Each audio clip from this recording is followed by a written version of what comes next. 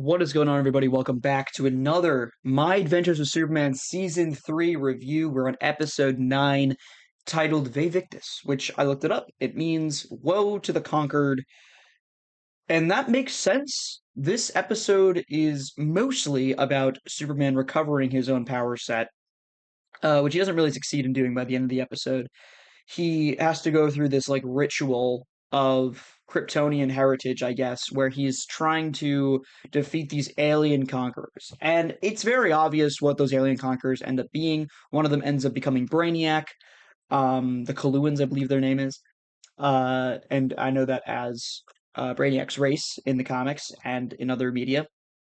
And it's interesting to see Superman essentially create Brainiac, that his actions in that moment, he saves the alien, it will lead to Brainiac being Brainiac. However, I just you do this part with the Kryptonians being these conquerors, right? And that's been an aspect of the show, I think, since season 2. Maybe it's been since season 1, I'm not 100% sure. Um, but that's been a part of the show for a very long time. That conqueror, the Kryptonians are conquerors, much like the DCU has sort of the same tell.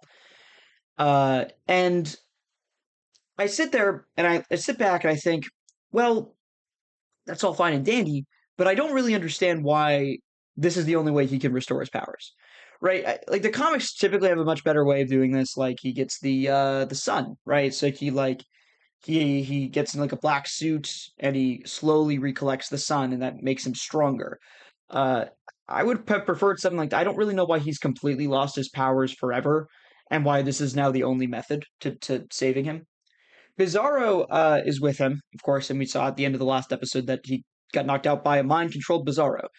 Bizarro essentially at the end of the day saves Superman by breaking out of the mind control and just stopping Brainiac and the rest of the Kryptonian like servants. Fine, I guess that makes sense. Bizarro shouldn't have been evil from the start. I don't really know how he's mind controlled. They just kind of gloss over it. And Superman still doesn't have powers, but Bizarro does. So that's cool. Unless Superman has powers and I just missed it because it doesn't seem like he does. Supergirl doesn't die, as we saw from the last episode. It looked like she was dead. The show, I don't think, was going to make that decision anyway, and they didn't. And it's a better decision to not kill her off. There's kind of no reason to kill her off. I just sat there and I was like, well, not surprising the show doesn't have a lot of big consequences.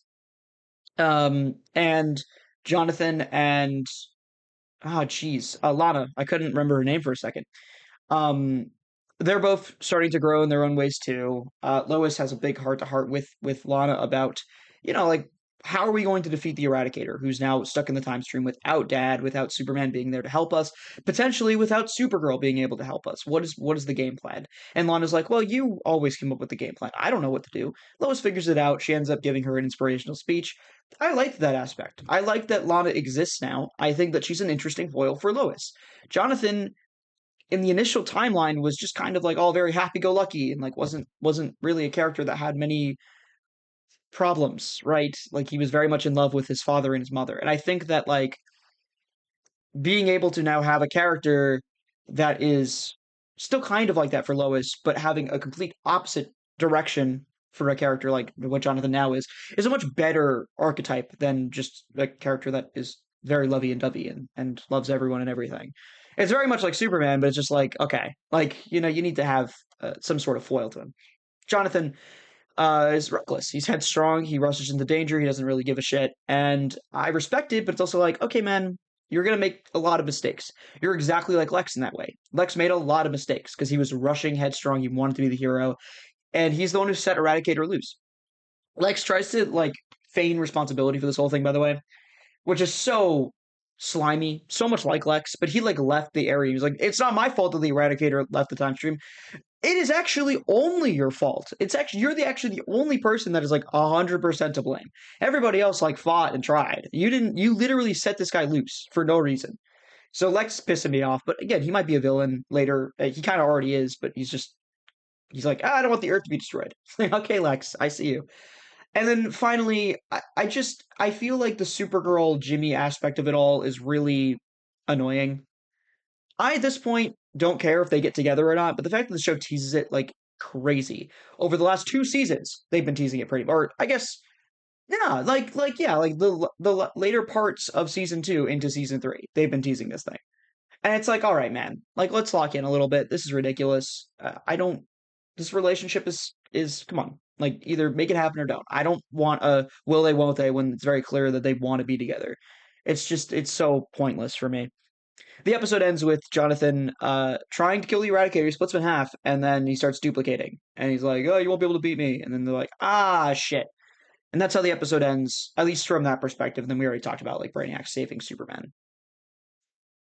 That's it. That's the episode. I don't know. It's very mid. I think a 5 out of 10 is far and away what I would probably give this episode. Maybe even less, but I think I'll give it the benefit of the doubt.